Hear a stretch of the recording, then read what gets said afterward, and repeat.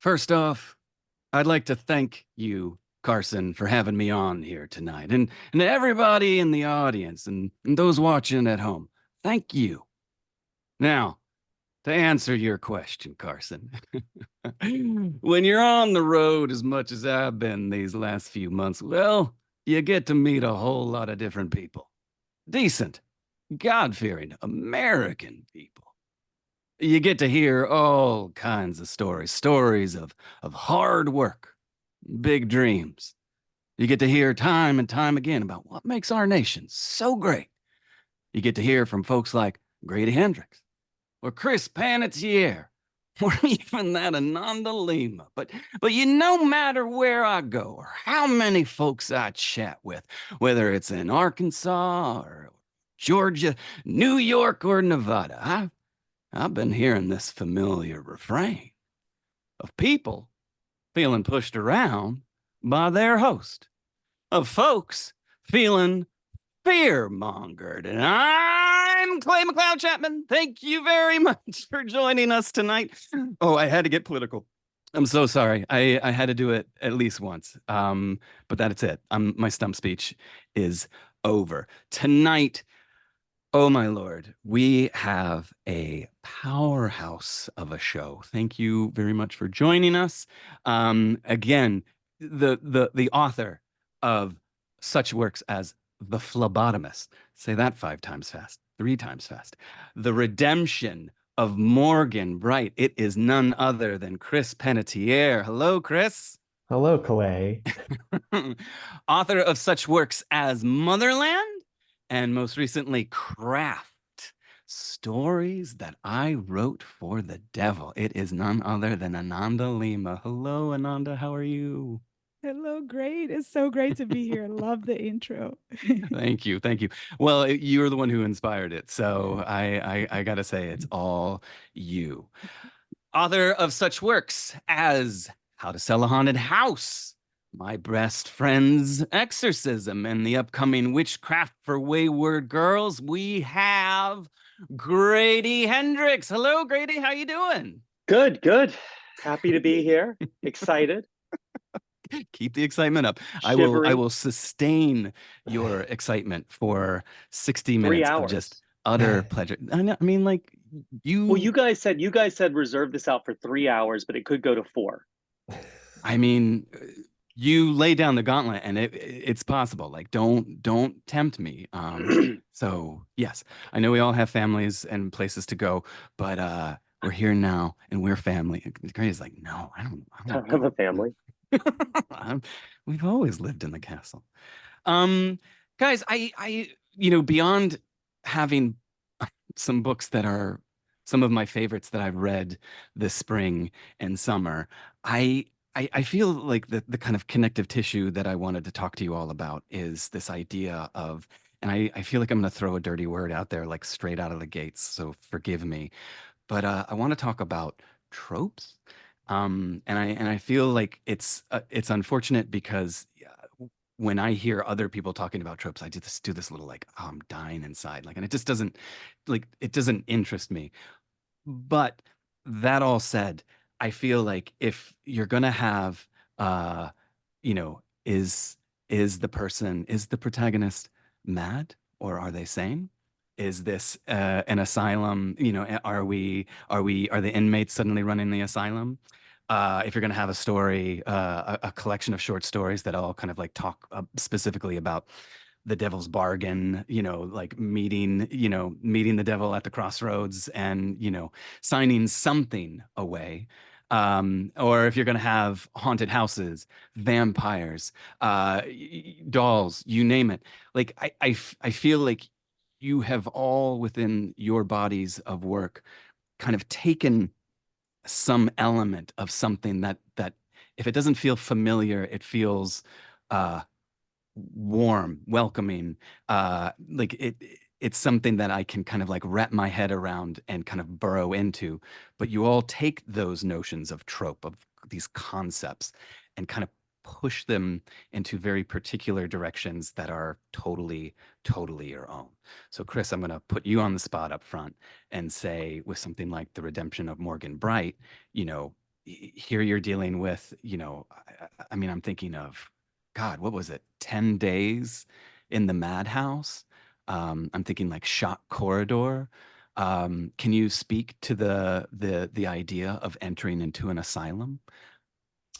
Yeah, okay, so I wanted to write an asylum story, but I wanted it to feel as original to me as possible. And so I I knew about Nellie Bly. Nellie Bly is the journalist who in 1887, at 23 years old, had herself committed to a state asylum in New York in order to report on the conditions of the people who were there. And afterwards, she wrote a account called 10 Days in the Madhouse. And I purposefully read maybe 3 pages of it, stopped. I didn't want to get too roped into any one thing, whether it be a book or a movie or whatever. And so what I did was I read a book called Mad Wives, which is a nonfiction book by Carol Warren about institutionalized women in the 1950s. And I sort of pulled from there some, I don't know, you could call it tone, some mood and atmosphere, some of the gaslighting that comes up in the book. And then I invented Hollyhock Asylum. And I invented it as best I could out of my own imagination without necessarily relying on a lot of source material, because I wanted it to feel authentically new, if that makes any sense. And while I've seen plenty of asylum horror stuff and all of that, it's not been something that I've particularly paid a ton of attention to. I've never seen Shutter Island, for instance, and that's the one that everybody talks about. I haven't seen Session 9. So when it comes to like inspiration, it was the root of the story. I wanted a person assuming a false identity and going into an institution to answer a question, which in this case is, why did my sister die here? And then I sort of built it from that premise. I built it outward as I had her walking in, I envisioned myself walking in, and what do I see? And I kind of built it out from there. Mm-hmm. I was totally going to give you a pass on Shutter Island, though the Dennis Lehane novel is amazing. Like, I love the book. The movie's fine, is amazing too. But you said Session 9, and then you just broke my heart. I know, I'm a bad person. I need to go on record as saying Session 9 is a phenomenal film. So I can't describe the redemption of Morgan Bright at all. Like, I could try and I would fail, because it would begin and end on the surface. And I feel like I want to put you on the spot and kind of ask, like, what is the redemption of Morgan Bright? Like, can you, like, what is the synopsis that you feel like best kind of encapsulates it spiritually and supernaturally, psychologically, whatever? What the hell is that book? It does a lot. It does a lot. On the surface, it is about a woman who assumes a false identity to go into this place and try to figure out why her sister died there. She's driven by a sense of guilt to do this. Now, when she's there, and this is right on the back cover, this is no spoiler, she assumes the identity of a very sort of meek, traditional housewife named Charlotte Turner. And she starts to portray Charlotte Turner, and she discovers that this place, there is something about Hollyhock Asylum that is serving a little bit as almost an amplifier of some kind. And the persona of Charlotte likes it. And so Charlotte becomes alive. It's you can read it and you can decide whether you think this is a instance of mental illness or whether there's a supernatural aspect. I'll tell you, I mean, there are supernatural things happening here. But the two personas now are fighting over one body. And that theme of autonomy and identity is really what the book is about. That's what it was inspired by. And that is the through line, but it was also a tremendous accident. I did not set out for it to happen that way. I set out to have Morgan Bright playing Charlotte Turner and tell that story, but that's not exactly what happened. Well, that's a good segue to, I really was curious, like a craft question here, but like that idea of, I'm imagining, I want to believe that you're a bit of a pantser, or that you kind of go in with a certain kind of goal in mind, but that the story itself kind of either, like particularly Morgan Bright, like did it take on a life of its own? Like, did you end up somewhere completely different than where you had anticipated? I had a very clear picture of what I wanted the ending to be. Other than that, and the central premise, the rest unfolded for me as I put characters in different situations and different scenarios. And I would have these beautiful, just amazing moments where I would be pacing my bedroom, brushing my teeth, and be like, I have to have a swing set, and I have to have people sit on the swing set, and this particular thing has to happen. And you all have this experience, I'm sure, as writers, where you're like, I could do this, or I could do this, or I could do this. But every now and then you get that beautiful, beautiful moment where it comes to you and you're like, there is no other answer. This is what I have to do. And the redemption of Morgan Bright was a journey through a forest where I was sort of waiting for the trees to make themselves visible to me, the ones that I wanted to go to as far as how this plot was going to unfold.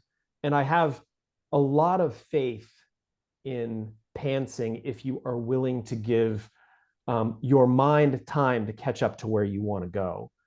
I do think that you can kind of turn your mind on and be like, let's solve this problem. And eventually, I just have a strong belief you'll be able to solve it if you're patient enough with yourself. And so every time I was confronted with that, with the redemption of Morgan Bright, something usually presented itself, and it was way more obvious than I thought it was going to be. So the book, going into the book, it felt like a 2-layer book. It ended up being a 4 or 5-layer book. And has every novel, every book of yours been a similar process, or was this kind of specific to Morgan Bright? They seem to be getting more and more, I want to say, Catriona Wardish, very, very twisty, very layered, with multiple threads that sort of congeal at the end and come together.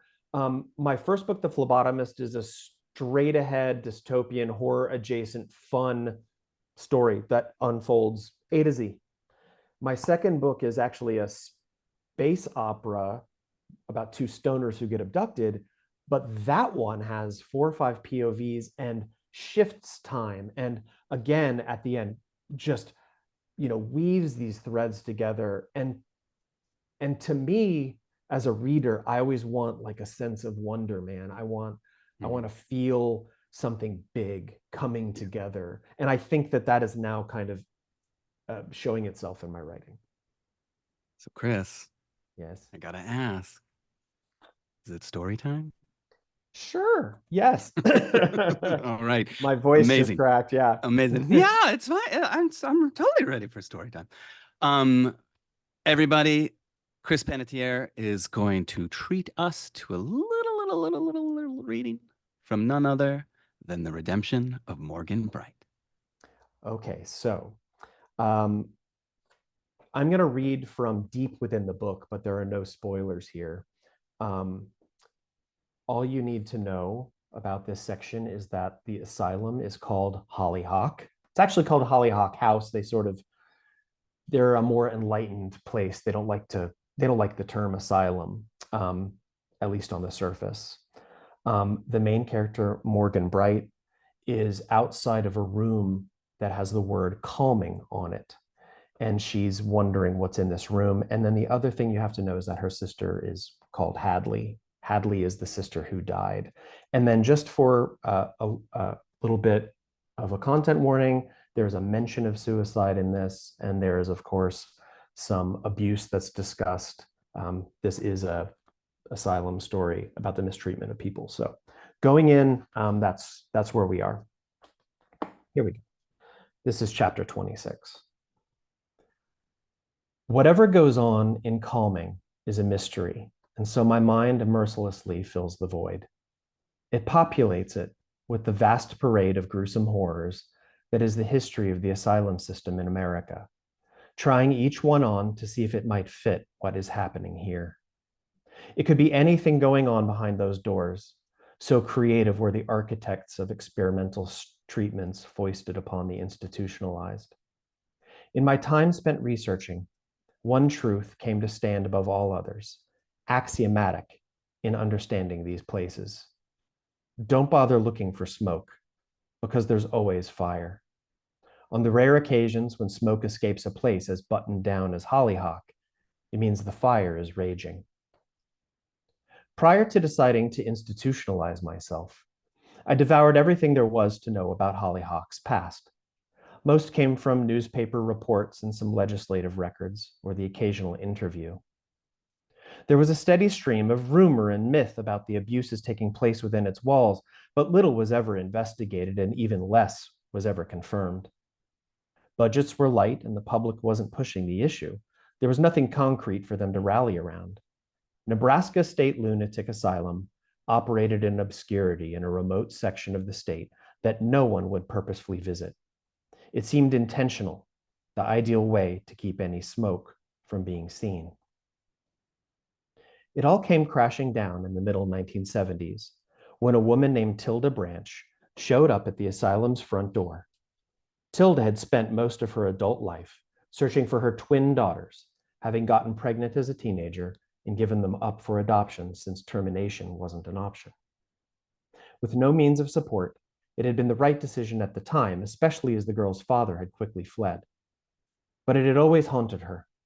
She loved them from afar and swore to herself that she'd find them whenever she was able to get on her feet. They might never forgive her, they might hate her, but at least they wouldn't be in the dark any longer. They'd know who their mother was and why she'd done what she did. If they didn't want to have anything to do with her after that, well, she was ready to accept it. As Tilda got older, got a job, went to school, she set forth on a tedious journey through a labyrinth of bureaucracy and red tape that led her from one adoption agency to the next. She learned that the girls had been given up, not just once by her, not twice by their adoptive parents, but at least twice more, in and out of foster care. She followed a trail across the country from where they'd been born in Virginia to a small, broke-down settlement in northeastern Colorado called Crook. There, in a tiny ramshackle house, she'd met Ginny and Russell Lawson, a couple in their 60s living on government support. Yes, they said, they had adopted Stacy and Gail, which were not the names Tilda had given them, Eleanor and Olive. The Lawsons openly admitted to going after the girls for state support checks and tax credits. But even those windfalls hadn't been enough for them to continue as their parents. The girls had mental problems, said the Lawsons, and handed Tilda a file from a place one state over called Hollyhock Psychiatric Hospital. Within days, Tilda was there. They refused her entry. Undeterred, she returned with a police officer, a young lieutenant who'd been drawn in by her story. When they dodged his questions and then tried to keep him from going in, he commandeered a nurse and demanded to be taken to wherever they were keeping Stacy and Gail Lawson. Tilda later described following the officer and the nurse through a yellow maze that led to a dim yellow room with a large piece of furniture sitting in the middle. The Utica crib was invented in the 1800s by the first director of Utica State Hospital in New York, Maria Brigham. This immobility device was an adult-sized crib with a heavy slatted lid designed to sandwich the patient within, preventing them from sitting or rolling to their side. Patients were commonly kept inside for days or weeks. After a series of deaths, a vocal group of doctors at Utica protested the crib's use, resulting in its removal after only 3 years. The extent of its implementation at other mental institutions was never reliably cataloged. But Hollyhock had one. Eleanor and Olive, aged 22 and a half, were shut inside it together, where they had been for 3 years. Tilda never spoke again, all the way until she committed suicide 2 months after seeing them. The photographs explain why. The sisters' bodies had melded to the slats inside the crib, as well as to each other. Infection and necrosis had set in where wood and flesh grew together. In some places, the skin had blackened and died. Elsewhere, it had grown around, subsuming the architecture. They were still living, but incoherent, unable to communicate through chapped lips, caked in the infant formula that had kept them alive. Medical specialists tried to extract them. Both died in the process, their bodies collapsing like tents over brittle bones, their organs having the consistency of meat pulled from a slow cooker. I thought that the photo of the woman in the crib was the worst thing I'd ever seen until I found the close-ups of the wooden slats taken from inside it, where Eleanor and Olive had clawed deep gouges with their fingernails. That, more than anything else, brought their suffering alive. I felt their panic, their struggle, their desolation, and finally, the death of their hope. Though the discovery of Tilda Branch's daughters led to the asylum's closing, the account felt to me like the tip of the iceberg, with the full extent of human deprivation hidden beneath the surface, behind the walls, walls that now stood open again for business, walls that had so recently claimed my own sister. Is there a room full of Utica cribs behind the door marked calming? Did Hadley go there? Will I? And that's it. Oh, you did the crib. You did the crib. Yeah. I was gonna I was gonna do some questions about the crib, but I'm glad I didn't because I don't I have like the crib. picture. There's the Don't picture in show the us the book. crib. The crib is real. The crib is real. The crib is real. Oh my God. Chris Panatier, everybody. That is amazing. Thank you. I love it. Ananda, let's talk about the devil. Hey, I was just Hi. clapping silently so I can say it. That was so amazing. No, Thank you, clap Chris. loudly. Thank you. Let that It's applause so great. resound. So great. I feel like it's unfair. And I'm gonna kind of cop to a few things up front. I love craft, but what I'm having this kind of cognitive dissonance because I want to posit you as the author, as a human being, into the role of the writer. And I guess, like straight out of the gates, I'm kind of putting my foot in my mouth because then you'll never forgive me. But we can start there. Is that a common occurrence? Like, do you find that readers, people you talk to, they're like, "Oh, and then what did you do, Ananda? Like, what was that like?" And you're like, "This is fiction. These are short stories." Like, does this happen I often, or am love I alone? that. No, I love that because there is definitely something I was playing with, I unlike a lot of my very smart, very good taste, very great friends, they hate autofiction. And I Uh-huh. love autofiction. I Yeah. understand why they hate it, but I love it. And I always thought I can't write nonfiction. I'm no good with the edit, but I always wanted to do something like that, but obviously fake, you Yeah. know? So that is exactly what I play with, like I put the writer, and because there's so many writers writing about writers, it sort of goes into the story, but also out of the story. Yeah. And I really did want to have a little bit of display, like, is it her? Um, And I see and then you're totally avoiding the question, FYI. I understand that you're never going to give me the answer that I'm like, have you met the devil? No, no, no. Exactly. No, this is I mean, Craft is one of these books that like invites the reader in to your life to an extent that I want to assume. So shoot me down now that do you have to like, do you resist that? Do you push against that? Do you have to say, thank you, but no, like this is not like auto fiction is like such a liminal Yes, concept. Like, um, right. what Yes. is what's your line? What's the tension point? So yeah, so it is like I love as a reader, I love that it's like I'm not even interested like did they really do that? Like that's not even the thing. Like did this person is this really the person? Did they really do that? But I love just being hovering and not knowing and like maybe you check on the internet and they really did the thing that they said in the fiction. Yeah. But obviously they didn't do some other things. So I just love that space where you're not sure of your footing, you know? Yeah. Um, so I was very much hoping that some of these happened. Um, but because I cannot write nonfiction, you know, I just wish I could, but I'm just very not good at it. Yeah. Then it's not, there's nothing there. Real life kind of situation where I'm nervous about that thing, Yeah. you know? So it's a great space to be because I kind of get the thing that I like, which is that uncertainty or that blurriness between what's real and what's not real. Um, but also I didn't sort of reveal all my secrets or whatever. Um, You know?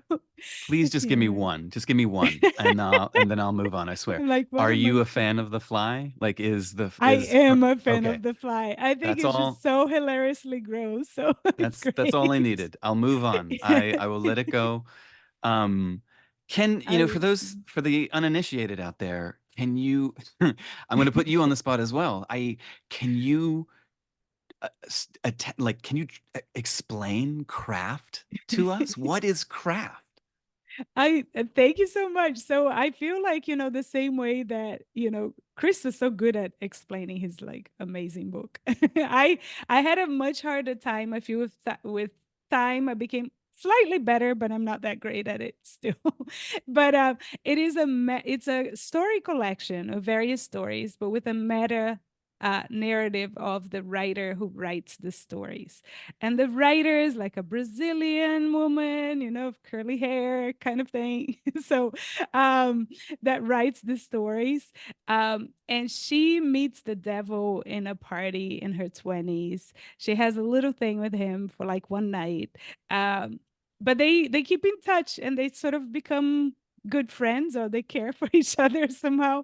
And she is always in communication with the devil through her life as she writes the stories that you read in the book. They are standalone, but they bleed into each other and into the meta layer. And Yeah, that it's is as the good as I can do, I that's think. amazing. That's all. Yeah. That's it. That's I mean, like it is such a. I mean, I felt like a it felt like a nested doll narrative to me, where like each one kind of reveals a little bit something deeper and deeper, like, and you're getting to the core of something. But I mean, it's so. I will admit, like, I feel kind of like touched by the devil. And the devil is such a like a looming presence throughout the book, but he's so unassuming and so, you're I guess what I'm trying to say is like you make the reader kind of strip away their assumptions of who the devil is and what the devil's agenda is.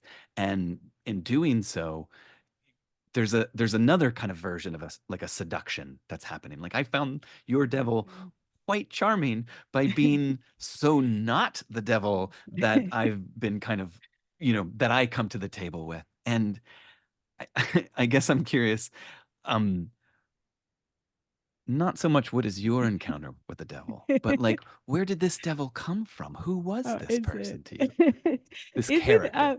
right, this character. No, he's the character, but I didn't know. I think like when you were talking about to Chris about a trope, and I think his book is such a great example of this, where you pick a thing that comes with all this baggage, right?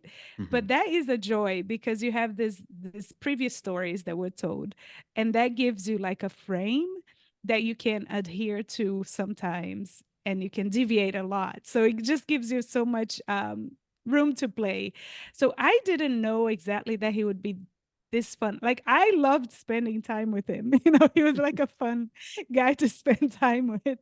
Yeah. Um, and but I didn't know that he was going to be like that. All I knew it was that I was going to write about the devil, and I was carrying with me an interest and an energy that came from reading about this figure, um, a little bit of sympathy, as they Mhm. say, because Mhm. of the way the figure works, and thinking, wow, what did he do that is worse than what many other people did for to the logic of damnation was very interesting to me. So I carried out the stuff, but I didn't know what this devil would be. I kind of used the existing figure more as a energy and feel, Mhm. but I had no idea what he would be like. And this is kind of who showed up on the page, and it was Yeah. really fun that he was this guy, you know. It's Um, uh, yeah, he seduced me. right. I'm all in. I love this thing about the double seduction. I love that. Well, I, what I find most compelling, and I'm gonna completely murder your words, but I'm paraphrasing, forgive me. But there's this constant refrain, or it's an occasional refrain that everybody that the author returns to every so often, where it'll be like, "Do you want my soul? Like, are you here for my soul?" And the devil is essentially like, "I don't know, what would I do with your soul?" Like there's this kind of shrug, and it's just like, why would you? I don't even know what, like, I'm looking for my soul. And but there is this one specific thing that he says at least once, if not twice, and it's that he wants your stories, that he wants to, tell me a story, let me hear your story. And I was so just absolutely enamored by that I wanted, I guess I just wanted to kind of like zoom in on that notion of the devil desiring storytelling, that like your story was somehow, uh there was something greater in currency for the devil, in hearing that, than say my eternal soul, or signing my soul over to the devil. Like, where did that come from? Right. So it's funny how, for all of us, I think we have these things floating around as we are writing that are sort of the big things behind it, right? Like um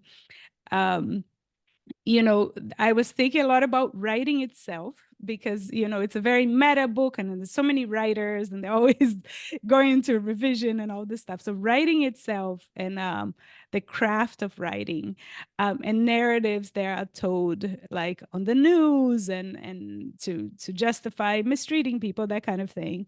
That was very present. And then the figure of the devil, how it worked throughout the years, from like medieval Christianity to now, how that figure multiplied, and the story changed, and how the story has been used. So all of that was floating around. So as I was writing the character, it came from him that he liked the stories, but it made sense with all the stuff that was floating around with the work. And I feel like both the writer and the devil, the place where they really meet in the book, is that they find this beauty and awe in storytelling. Yeah. And it kind of feeds him, and it feeds her. Um, and and it's almost like the soul is in the stories, right? But he Yeah. doesn't, he's trying because he doesn't, he's in a very weird position. Yeah. You know but that is where he's looking Yeah. anyways. Yeah. um I want to get to story time, but I feel like there are a few really rapid fire questions that I want to ask. Do you mind if we run and gun really quickly? I love it. I'm Okay. terrible at those, but I'll try my best. um, Yeah. I wanted to know, since this is a collection, which story came first? Do you remember what was the first story that you wrote? I don't remember which one was the first. No. You're killing me. I remember. Killing I me, Ananda. remember. I know. No. So I told you, it's like I I have had no like idea. grand theses around it started with idle hands and then it built out from there. I Okay. love it. It could even All be right. true, you know. Okay, so did you write them in But- in sequence? Like, did you start writing stories and just continue to write, or was it like you wrote one story, you worked on something else, you came back to another story? Like, Yeah. when did it start to assemble? So one thing that is true is that the devil one was not the first. That's for sure. But I wrote, like, let's say maybe 3 or 4 complete stories independently. And when I looked at them together, I was like, oh, these are more together than other stories I've written in the past. I saw that they were part of a book. And then when I came with the word craft, that really helped me. When Yeah. I got the word craft, I was like, oh, I understand what this book is now, you know? And that, so I had some beginning that was isolated, but soon enough, once they became together and I understood them as a book, then the other ones came more naturally and I understood their role in the book and everything. Yeah. But I still don't remember what the first one Killing me, was. killing me. You're dead, dead to me, dead to Yeah. me. Now that the book is out there in the world, have readers responded to you in conversation and said, "Oh, my favorite story is," like, is there a consensus? Like, do you find that there are radio hits that kind of continue to bubble up? I feel like there's a lot of variation, but one that I don't think is the most favorite for everybody, but one that is the favorite more often, I think, is the vending machine one. Where I mean, people- I'm going to murder the title. Um, Anthropophagia? Papaga? almost. That's Oh, really good. Anthropophaga. That's so great. close. That's I was great. never going to get it, That but I was tried. really good. That was really good. Thank you. Thank you for Yeah. humoring me. That's great. That's great. Yeah, that one comes up a lot, but it's also one that is disliked. Some people like the whole book and not that. So I think there's a different type of person thing kind of going. And people like the devil one, which I also like because I love the devil there. So Yeah. and ghost story. The ghost story Yes. people also really like. Yeah. Okay, so then my last question regarding Ghost Story then is the concept of like being like your family, your parents are being haunted by the ghost of the future you, of an older you. Where did the kernel for that come about? And so I had this idea that I wanted a ghost from the future for a long time floating around. I was like, oh, I want a ghost from the future haunting us. But I didn't know she was going to come up in this story. So that happened as often for me. I'll have like an idea that is very vague or a very specific thing, or but I don't know when it's going to show up until it shows up in the story I'm writing. So this was one of those. I had that idea, but I had no idea. When I started writing the story, it was going to be more about, because in this ghost story, the protagonist is writing a story that is a ghost story. So that was my way in. And then it ended up being the ghost from the future too. I love that idea. Yeah. It's so amazing. All right then, Ananda, I have to ask, There you is it go. story time? I'll do a little story time. I'm going to read from this book that, like, this copy of the book that I actually got since we have video. So Chris signed it for me, which is really nice. It's my friend book, and he signed it here when we were together. I don't know, a few weeks ago. We were in a panel together, which is such a joy. Thank you. And I only know because I met you in person when I was reading this book and I was like, this is a biography. And then I was like, no way, because she meets the devil in 1981 and I know she's younger than that. That's great. That's great. I love it. So this is great in many, many ways. So thank you, Chris. So yeah, so I'm going to read. What I'm gonna do is I'm going to have a timer so I don't go too long, because we don't want to be here for 3 hours or whatever. So, but I'm going to read little bits from different stories. So everyone, just so you know, this is not the book continuously. So if you're like, wait, this doesn't make sense, it's because I'm reading paragraphs from different parts. So I'm going to start with the beginning of one story, which is the devil story. And I'll do like a long paragraph from that. Rapture. You probably can't tell by looking at me now, But once, back in my 20s, I slept with the devil. We met at a Halloween party in a closed down store space in Manhattan, Union Square in 1981. I was nursing my third snake bite in the corner. Silhouettes danced to memorabilia, backlit by a makeshift red and blue neon installation stuck to a crumbly brick wall. The devil was sitting alone on a beat-up brown corduroy sofa. I was Inauguration Nancy Reagan, a tighter version of the corduroy sofa. Oh, not of the corduroy sofa, a tighter version of the red Adolfo dress, black gloves, a wig between chestnut brown and dirty blonde, topped with a red pillbox hat. I don't know if anybody watching has seen this outfit, but you can look it up. It's you can say many things about Nancy Reagan, but this is a great outfit. He wore an ill-fitting suit, a faded orange wig, and some bad foundation. I walked up to him and asked where he was, yelling over the music. He said he was the future. I told him his costume sucked. He smiled and said he was often misunderstood, scanning the room as if hoping for a specific somebody else to show up. I began spinning the first thread of his story. A woman in a white dress, a cheap Halloween bride costume, would walk in, holding a veil in her hand. I imagined him watching as the woman looked for someone too, but not him. As I thought this, the devil nodded, almost imperceptibly, as if privately approving of something, but continued looking at the room with that slight sadness, that want. I recognized some of what I've been carrying inside, mirrored on his face. So I'm just going to go to a different paragraph from a different story. And this is Ghost Story. So a paragraph from the story, just a very quick setup of what happened before this in the story. The writer in the story wrote a story about a guy who's telling his roommates about a ghost, but it's fake. There's no ghost in that story. But all the readers, they think that the ghost is real. So I'm just going to read a paragraph from the story about the writer. At least it wasn't just me who saw through my character's lies. But later, I checked with two more of my friends. They both thought the stories the man told his roommates were true too. And my mother, the only person on my team, had not even read the story, written in English. In the end, I changed it to fit the prevalent reading. And I did that by changing nothing.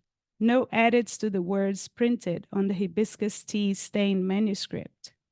No, the change happened only in my mind. So I decided that yes, now all the stories the guy told were true, including the ghost one. In fiction, I'd initially thought was a little far-fetched, but still realistic. And that was the end of the question, at least for now. A few weeks later, my mother called me. You need to do something about this ghost. Ghost? Yeah, ghost. Mom, what are we talking about? We believe in ghosts now? Whether you believe it or not doesn't matter. It's here, haunting me. And then they talk a little bit about this ghost, and the mom says, even if your brother is here, you'd have to help me with this one, not him. Why? Because this ghost is yours. What do you mean mine? I mean, her voice wavered. It's you. So that's from Ghost Story. And then now I'm going to a paragraph on a different story. And I will just read this paragraph. This is a story that references The Fly a bunch and also Gremlins 2, which Clay, I do love Gremlins 2 as well. So it's a very, very fun movie. And I highly recommend this skit on YouTube about Gremlins 2. It's a classic and beloved skit. So I recommend you all look it up. But here's a paragraph from that story. And always midnight somewhere is a quote from Gremlins 2. I wondered what time it was, always midnight somewhere, as I stabbed an olive. I thought of the green skin on the hand dangling the cigar. I thought of how the green in steaming, hatching gremlin cocoons looked like the neon green light coming out of the pod in the promo poster of The Fly. I thought of myself sitting there, my body filled with American proteins, American water, American sugar, the alcohol taking over my brain and liver. I remember reading that it took 10 years for a human skeleton to be completely replaced through cell renewal. I had American bones now. I thought I was the eater, but America had been eating me the whole time from within. Okay, so a couple more of these. Now I'll go to that story. I'll read one paragraph from that story, Anthropophaga, that Clay said so beautifully. There you go. She devoured tiny Americans that slid out of a vending machine. Their thin metallic plastic packages almost opened themselves when punctured. Emerging from with their tiny hands on either side of the rib, they declared the nutritional value: calcium, sugar, fat, 350 milligrams of synthetic protein. So many times she decided to diet and promised no more Americans.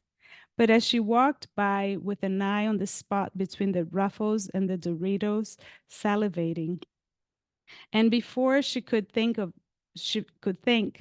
there she was again, inserting the coins, hot and sweaty from her palms, into the machine's mouth. Okay, and then I'll read this very short part of this story called Idle Hands. And I forgot when Clay asked about people's favorites. This is sometimes people's favorites, or it's too traumatic for them if they've been through a writing program. They're like, oh, that story, I had to stop reading because it's written on the shape of feedback letters that you get as a writer in a workshop group. So I'll just read the first paragraph of that one. Idle Hands. Dear Amanda, thanks for sharing your draft of Idle Hands with us. It was nice seeing a story with some real people in it this time. The first of your stories in this workshop with no writers.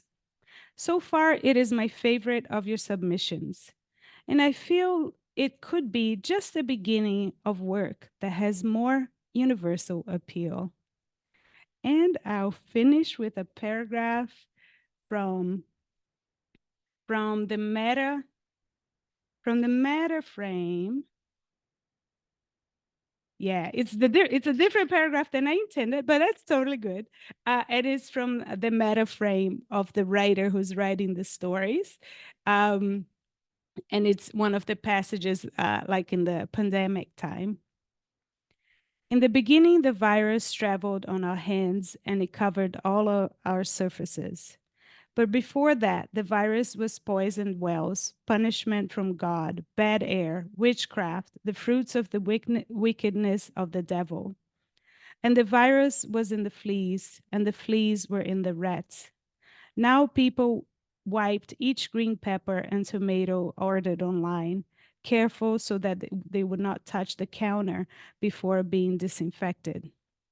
And people were urged not to wear ill-fitting masks, and they were urged to wear any mask, imperfect as it might be. They were not to touch their faces, not to touch one another, clean their hands, sing happy birthday twice. And that was it. Thank you so much. It's a craft sampler. It's a sampler of craft. I loved it.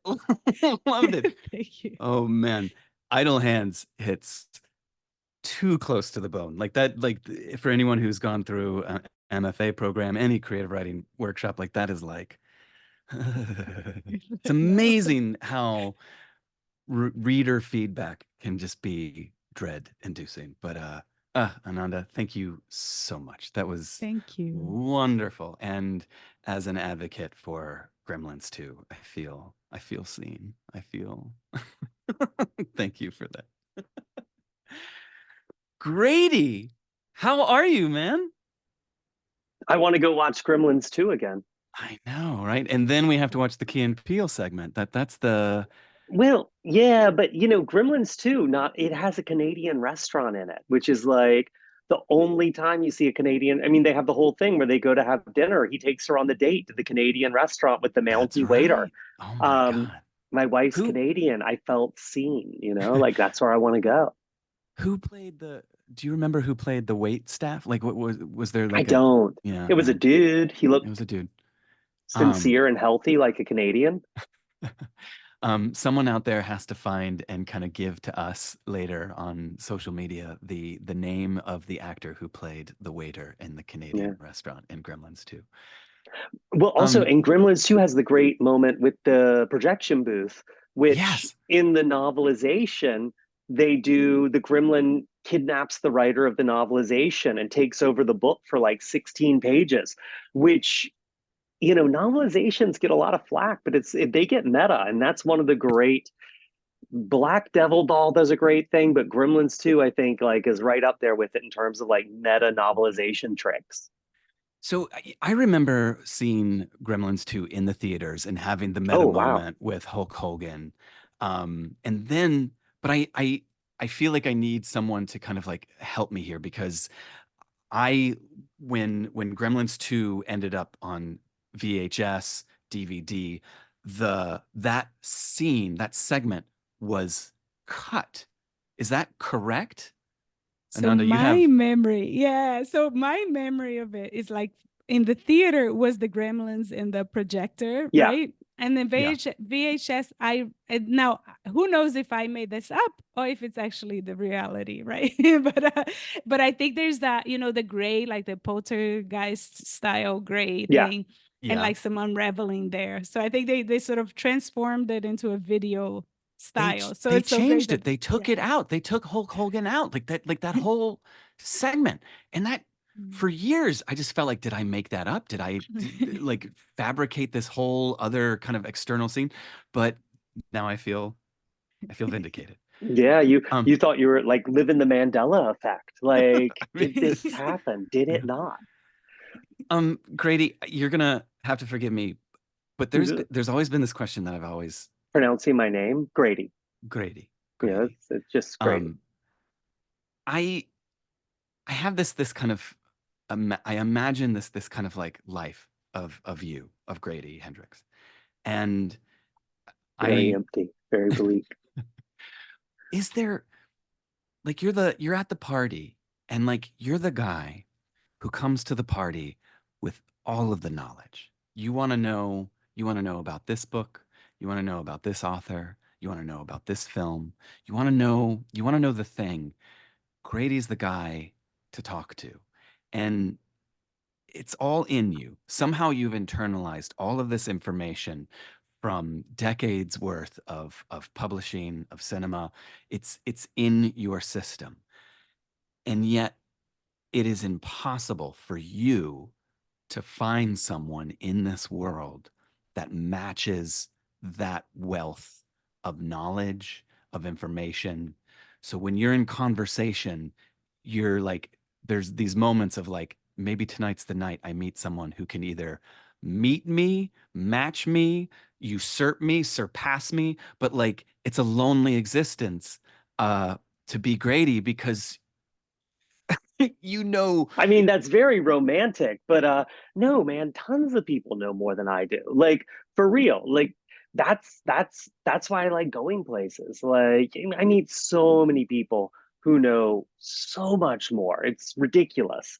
So Um, what is that conversation then? What is the like you know, you are presenting this here is the material that we're gonna talk about. And then is it that it's after an event? Is it in a social circumstance? Like where like I kind of want names, but I'm not, Yeah, no, you I know, mean, I like talking to people. People, like everyone knows a lot about something, you know, like I've had really, really fascinating conversations with, you know, doctors and plumbers and, you know, like everyone knows a lot about something. Like I just happen to be kind of extroverted and flashy and magpie shit together.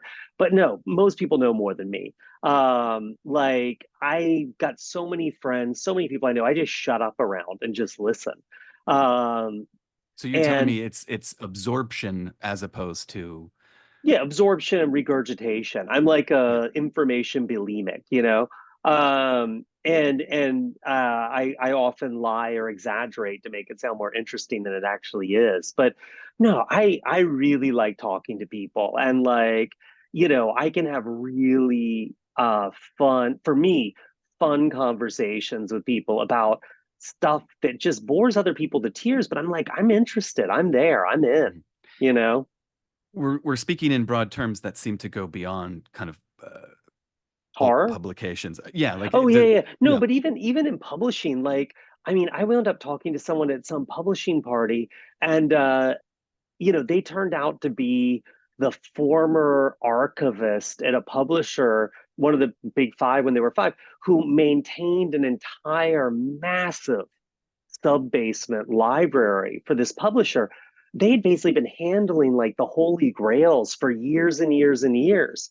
All I wanted to do was talk to them, you know, Yeah. like I've been at places talking to people where I wound up talking to a dude who was like a former remote viewer for the CIA. Like he's, you know, people just, I don't know, everyone asking people what they do and what they know and to talk about what they love is like that's kind of what I enjoy. Yeah. And do you find that people are kind of open, like everyone has a Yeah. story to tell and Oh yeah. yeah. Yeah, yeah. And like and it's just, you know, I don't know. I like other people more than I like myself. I'm very self-loathing. So yeah, I'd rather, you know, dig around in their brains.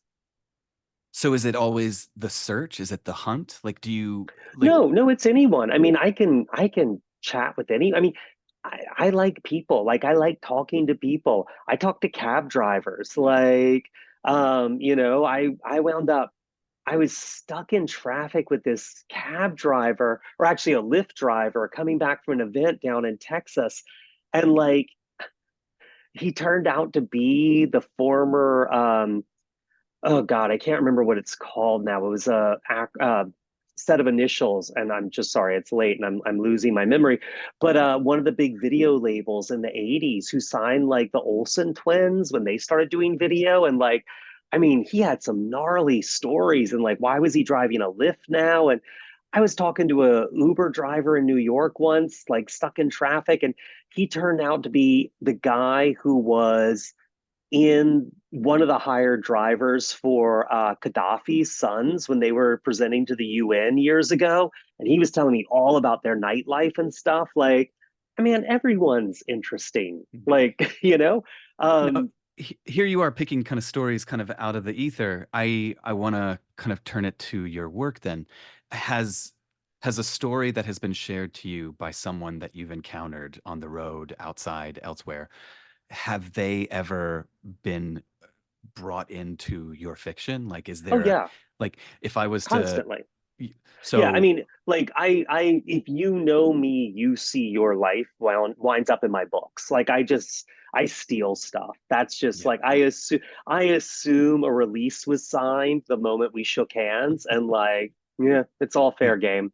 And every one of my books is based on a real person. And like it might be someone I saw on the subway, it might be someone I've known all my life. No one's ever recognized themselves. And lots of people think they've recognized themselves and they're like, oh, I know who that is. And they're always wrong. Like every yeah. single time they're wrong. But like everyone starts from someone real. Otherwise, I'm just like I'm a human centipede of one, endlessly recycling my own output. Yeah. Um, but yeah, no, it's you know, I mean, Witchcraft, the book I got coming out, it's you know, that whole the whole reason I wrote this book, because it's about a bunch of girls who were sent away to a home for unwed mothers in 1970, and they discover witchcraft. And but the whole reason I wrote this book was, I mean, two of my relatives were sent away, and no one knew until they were very, very late in life. I mean, probably 50 years later, they revealed it to people, and that always kind of ate at me, you know, like what, I don't know, I always tried to wrap my head around that experience, but neither of them, they, I heard them both talk, well, I heard one of them talk about it, and I saw the other one's life in a different light once I knew about it. Um, but it was really me trying to understand them, and I don't think I did. You know, like I don't think I did, and I don't think I ever will. But what I was able to do in writing the book was kind of like realize how much I'm not going to understand. Like before, it was like, oh yeah, I don't get it, and then to realize the mountain that I don't get was like, oh yeah, I really don't get it. So then are you using the writing as a kind of means to better understand, or at least kind of Yeah, I seek mean, out a level of understanding? yeah, I mean, you know, always the goal of writing a book for me is to entertain people. Like that's what I do. I entertain. I'm an entertainer. But I realize that the books work better if there's something at the core of them that I can't digest easily. They just seem stickier to people. They seem to stick with people more. They feel more personal.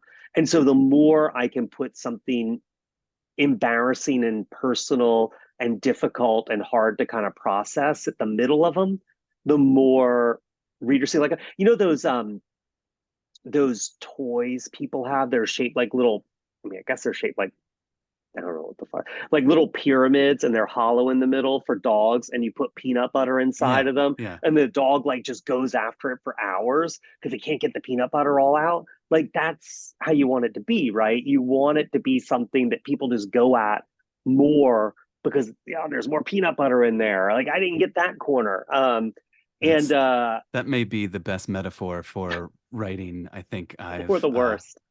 Kong. Chris had called it. It's a Kong. Oh, it's a Um, Kong. Yes, exactly. Um, but yeah, I had that dog sit for someone. And they introduced me to the Kong, and I was like, "This seems like a really mean toy for a dog." And then I watched the dog with it. And I was like, "Oh no, this, yeah, they love and it." that's where the emotions go. Well, you Yeah, you say that you're an entertainer, but I feel like if we were to kind of like go back in time, uh, you've had a myriad of professions and career paths, but I feel like for a moment journalism was oh yeah. your Well, you, journalism sounds good. I did cultural coverage. You know what I mean? I was film reviews, book reviews, profiles of people. You know what I mean? I was very much an entertainment journalist. Like occasionally it was cultural coverage, and Mhm. occasionally I'd get into something a little like chewier, you know, like the Confederate flag or, you know, something like that. But generally it was cultural coverage. And to me, the two rules of cultural coverage is um, give it context and make it entertaining. Like people, it was back when there were papers. Like, you know, people are reading the paper because they want to take 20 minutes out of their workday. You know, like it's got to be something fun. Yeah, So and and compressed, like there's a kind of yeah, conciseness to it that I feel like, given the kind of the expanse of a novel, I can you do a kind of transition for us, like kind of take us from that period of your life to writing Horror Store. Like the Horror Store yeah. I mean, is essentially we're going to say that's not your first yeah, piece of fiction, but it is your first my novel. first book Yeah. type book. Yeah. So yeah, I did cultural coverage for a long time. And I made a really good living at it. And then 2008 happened, which is, you know, the economic crisis, and every newsroom cut staff, and basically they stopped using freelancers and started to just beat their staff writers harder to do more work for the same amount of money. And like when I was sort of in this weird transition phase, like when I started, my pieces would go through a fact checker, a copy editor, and an editor. By the time I was done, I was expected to do the fact checking and the copy editing, and my editor was basically like, "Yes, no, up, down, cut 100 words. Here you go." And then 2008 came, and man, people I knew, like I had tons of friends who did the same kind of work, and like, I mean, it was like Night of the Living Dead. There were zombie writers wandering the streets, like writing for a byline for $25 a piece. Like there was nothing out there, and I was like, I got no skills. Like I can type fast. That's it. Um, and so I decided to double down on fiction because I was like, it's this or law school. And That's the direction you go in. You go from like bye-bye yeah. cultural journalism, hello publishing industry. Like that was the life Well, raft I mean, for. that was sort of a Hail Mary, right? Like, and I got into Clarion in 2009, and I showed up a day late because I was finishing up a freelance gig that I did. I used to work like doing a freelance writing job in Hong Kong for like 6 weeks of the year. Came back a day, and then I went to Clarion, and so I showed up a day late, and like everyone's like, "Who's this asshole?" Um, and I was like old. I was old. They were like two people older than me at Clarion, and it was like 24 people, I think. And I wrote for a living, and I was really shy, not shy, um, self-deprecating about writing fiction. Like, what a bunch of bullshit. This doesn't pay the bills. And I realized that everyone else there was really serious about it. And they knew more about genre than I did. They knew more about writing fiction than I did. They knew the markets. They knew they knew stuff, and I didn't. And they knew writers I didn't. And they just were to a large extent smarter than I was.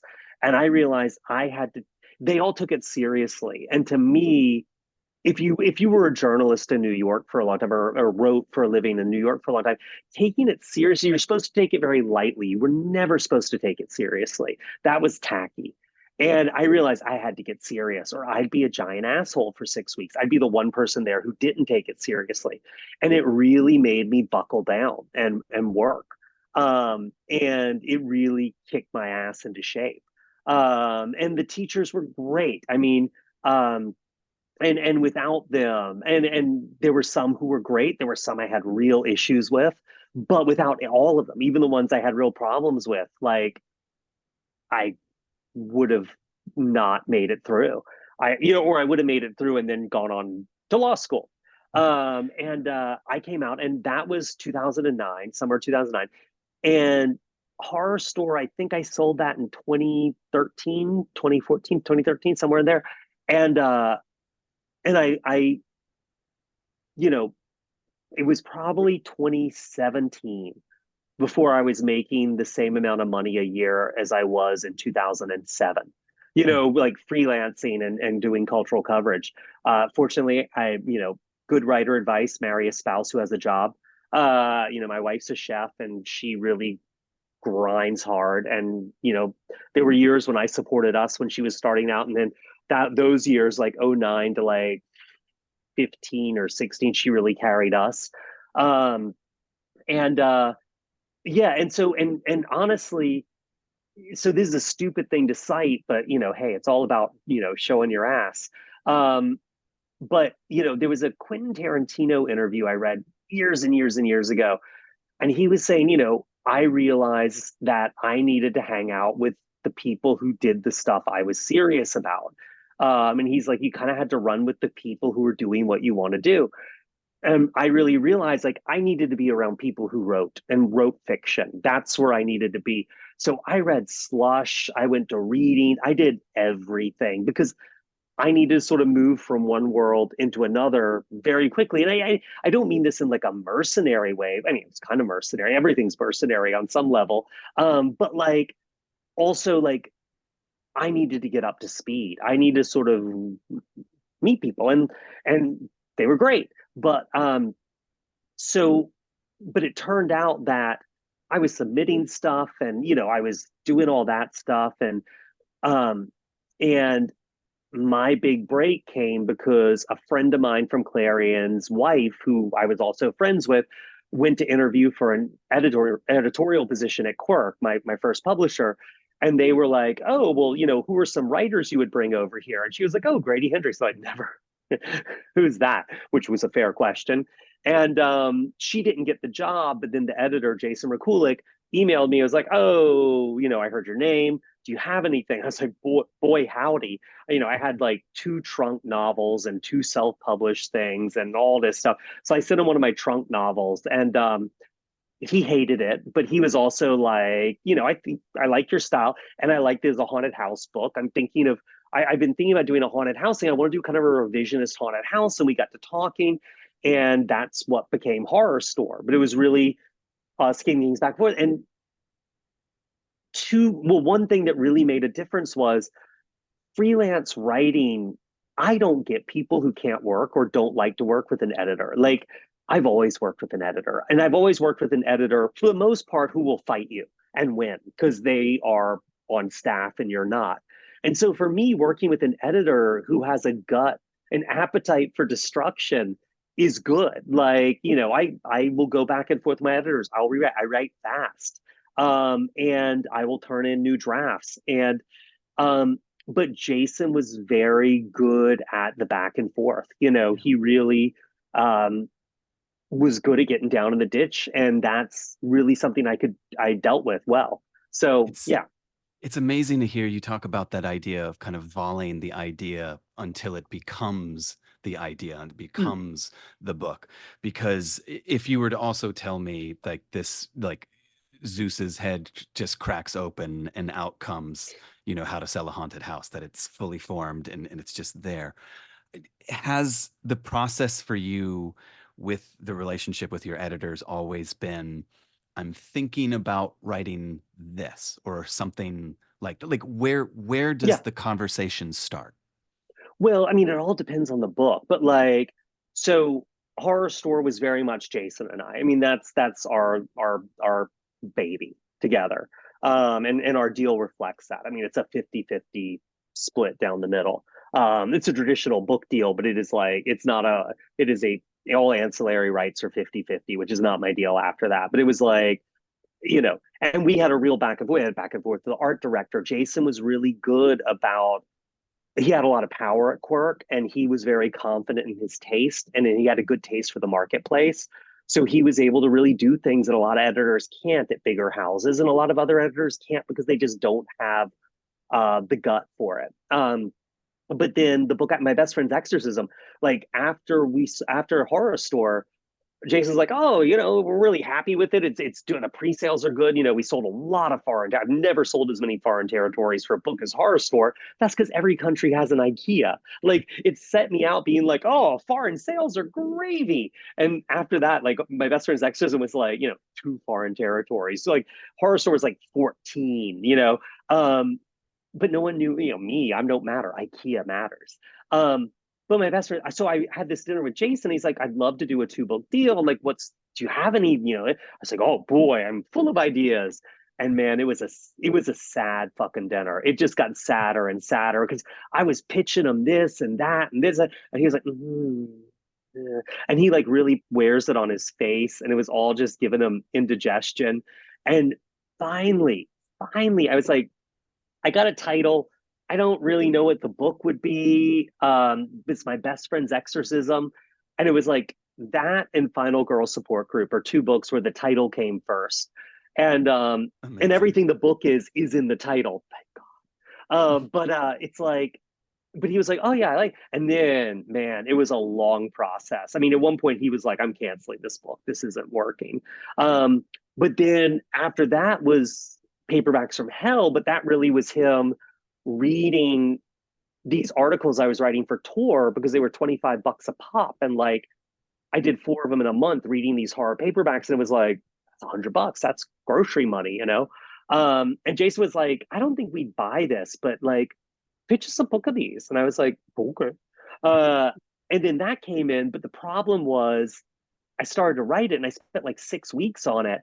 And I get the contract and he's like, well, this isn't your second book. I'm like, what do you mean? He's like, well, the second book on your contract's a novel. So this would be a separate contract for nonfiction.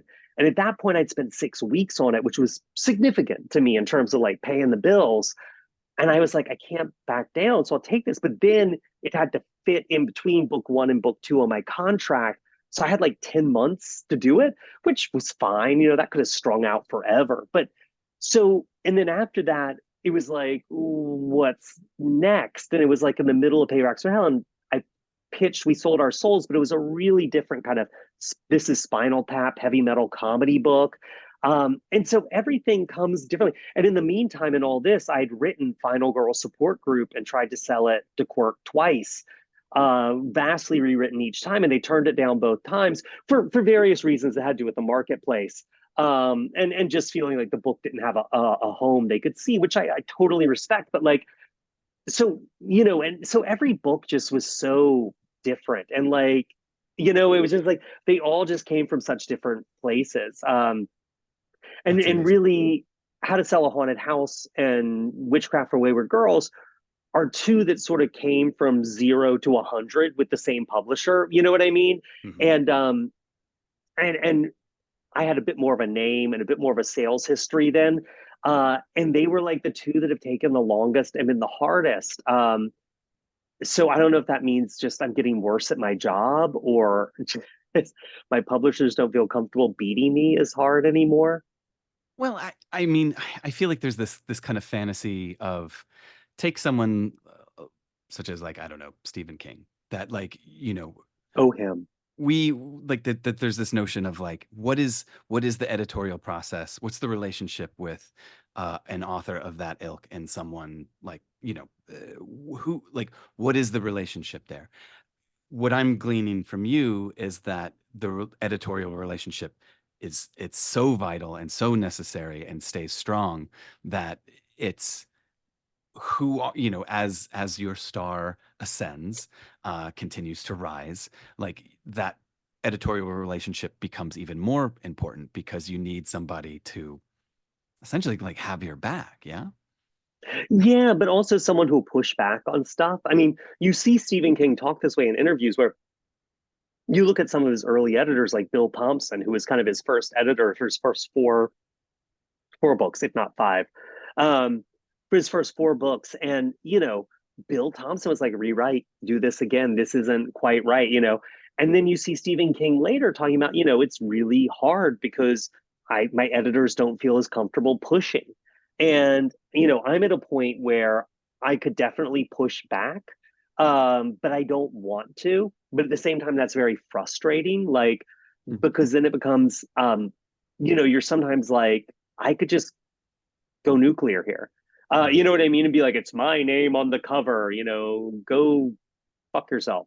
But if I'm willing to put myself through the process, through the whirling hall of knives, like, the book gets better usually. I mean, there are points where it doesn't. There's points where you really have to hold your ground, and it's hard to see where they are.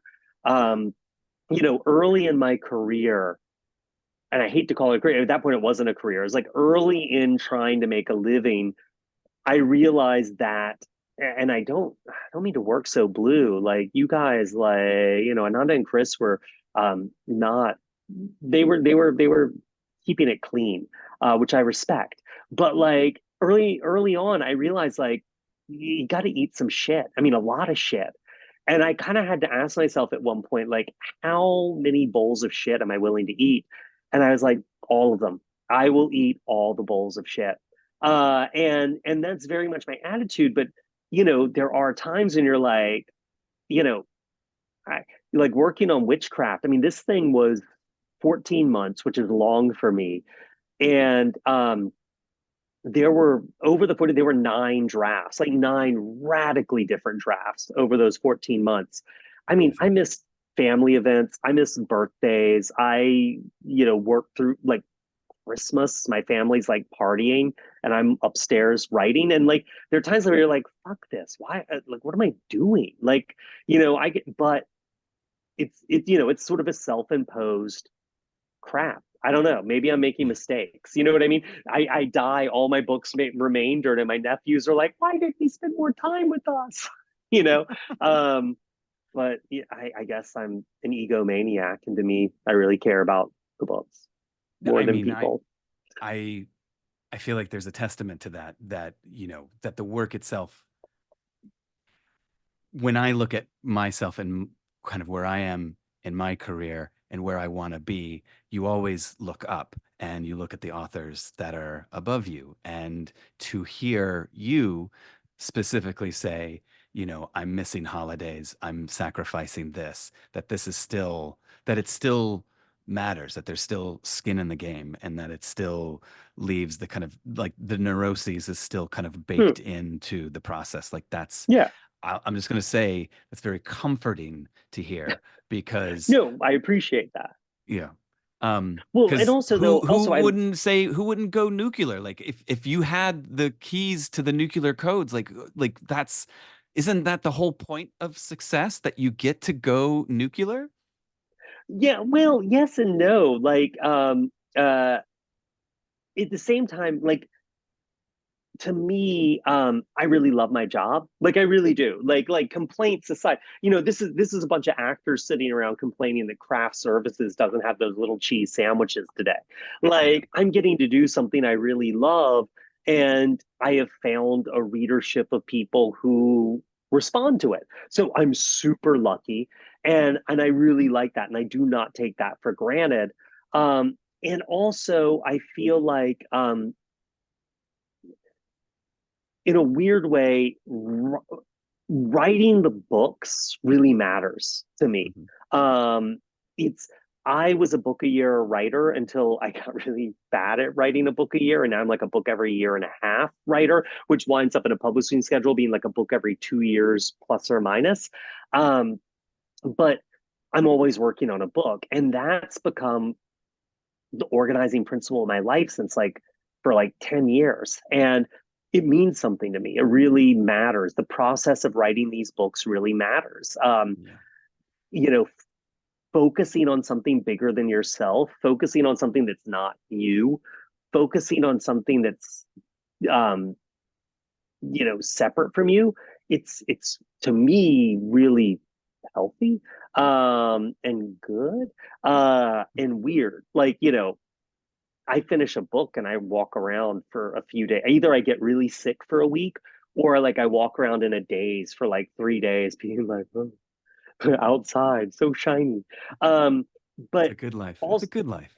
yeah, but also like, it really, you start to, I don't know, it's a weird quasi mystical process, which is just like, and I think there's nothing woo woo about it. It's just like, you know, like a monk or a, you know, whatever. You're just so focused on one thing to a monomaniacal, extremely detailed degree, that it really trumps everything else in your life. And there's a real natural high to that. Yeah. Always chase it. And then the world takes it and Yeah. it's no longer yours. Yeah, which is nice. It's not bad. It's not bad. We're about to say goodbye, but Grady, I want to ask you one last question. I'm going to kind of put you on the spot. Forgive me. Yeah, do it. But I want to ask you about the Charleston Chopstick Theater. Oh, how do you know about chopsticks? I mean, I have my little my interns working diligently, but Yeah. I don't know if you can kind of chalk it up to your first written work, but I have heard that you have made mention of an Edgar Allan Poe style play Oh God. that you Yeah. wrote ages With and ages ago. I don't know Richard. how young, I couldn't put a year to it, but can you tell 17? us about what, 17? Yeah, I think so. 17. Something about a psychiatrist and a serial Oh killer? no, that was it. So basically, I was like a total theater nerd as a kid, like and like to an embarrassing degree, to the point where I was dressing in tights and doing Ren fairs like for money, doing like dueling and juggling and all this embarrassing stuff. And but I hooked up with this theater. It was the local community theater company. It was like the bad boy theater company called Chopsticks. And they put this real emphasis. I don't know how I met them. It's me and this friend of mine who was like my best friend in high school, and he was preternaturally good looking. So they were like, oh, we want that guy and his weird leprechaun friend can come along. But but they put this real emphasis on commedia, commedia dell'arte, the Italian thing, and physical theater. So they did a lot of juggling, a lot of stage combat, a lot of really stylized stuff. And because it was Charleston and there was this Edgar Allan Poe connection, they were really into Poe and did a lot of they did a version of Mask of the Red Death and the Bells and all this stuff. And so, it was older people who smoked pot and did theater for money who were willing to let you hang out. And they had this dilapidated 3-story building downtown full of costumes and sets and a rehearsal space. And all the nerds went to the Dock Street Players and the Queen Street Playhouse where they did Oliver and Our Town. And I was doing the real stuff. Boy. Please tell me that you played Edgar, that there was at least one. No, God, no. Because they had this guy, Richard, and I cannot remember his last name, but he was a soap opera actor who was quite good, but great voice, really full of himself. But all actors are full of themselves. And he came down and he started dating the local weather lady on Live 5 News, which I was like, that's so... Wow. He's it's like Brad Pitt and Angelina Jolie. Yeah. And he wanted to do a show where he was the star. And we were talking about Edgar Allan Poe. So he and I together, I did more of the work, wrote this Edgar Allan Poe play called The Telltale Heart. It was probably terrible. And he got to play Poe and I got to have a play. And it actually wasn't awful. It was really stylized. It was very avant-garde. And but it was great to have it's sort of the writer's workshop thing. It was great to do something that got seen, that got feedback, that had to get changed. Richard would have problems with his lines. Okay, let's change that. Then Steve, who was the director of the company, you got to change. And then the school or the theater, wherever it needs to be short. And so it was constantly writing to order, but trying to keep it from turning into a big pile of shit. And that was educational. It was a negotiation. Tell me there is a box in some family member's basement that has a printed copy, like there is a draft. I found one. Yeah, I found one about 5 years ago in my mom's garage. So I haven't reread it. I hate rereading my old stuff, but I have it. And if you ever break into my house, you can have the delight of reading. I think it's printed out on a dot matrix printer. It has the squeakies down the side. I want that to be leaked onto the internet stat, but yeah. I don't. Guys, this has been such a treat because I feel like we start with tropes, but you just lift them all to such a high level. I can't thank you enough for, sharing your time, your stories. I honestly, this is so selfish because I admire and respect all of you and I love your works. So this is frankly for me. So thank you. Grady Hendrix, you have your new novel coming out in January, Witchcraft for Wayward Girls, which comes out from Berkeley. Chris, if you have not read The Redemption of Morgan Bright, now is your time. It is out on Angry Robot by Chris Panatier. Ananda Lima, Craft Stories I Wrote for the Devil is out from it's Tor. It's not Nightfire, it's Tor, correct? They're so it's so kind of tentacled over there. They introduced me to the Nightfire StokerCon because I wrote to my Tor friends and they're like, oh, go hang out with the Nightfire people at StokerCon, which was really fun. Hang out with the horror nerds. That's where you go. Guys, I cannot thank you enough. I really appreciate you sharing your time and your stories with me. It's honestly, it's a privilege. So I really appreciate it. Everyone listening, This has been Fearmongers.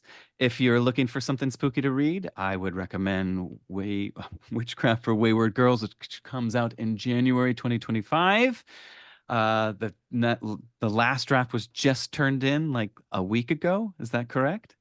Yeah, like Friday, not this past Friday. No, yeah, Friday before last. So this is euphoric Grady. This is happy Grady. Exactly. Look how sad it is. So lonely. Redemption of Morgan Bright is available now, as is Craft Stories I Wrote for the Devil. You guys are the best. Thank you, very Clay. much.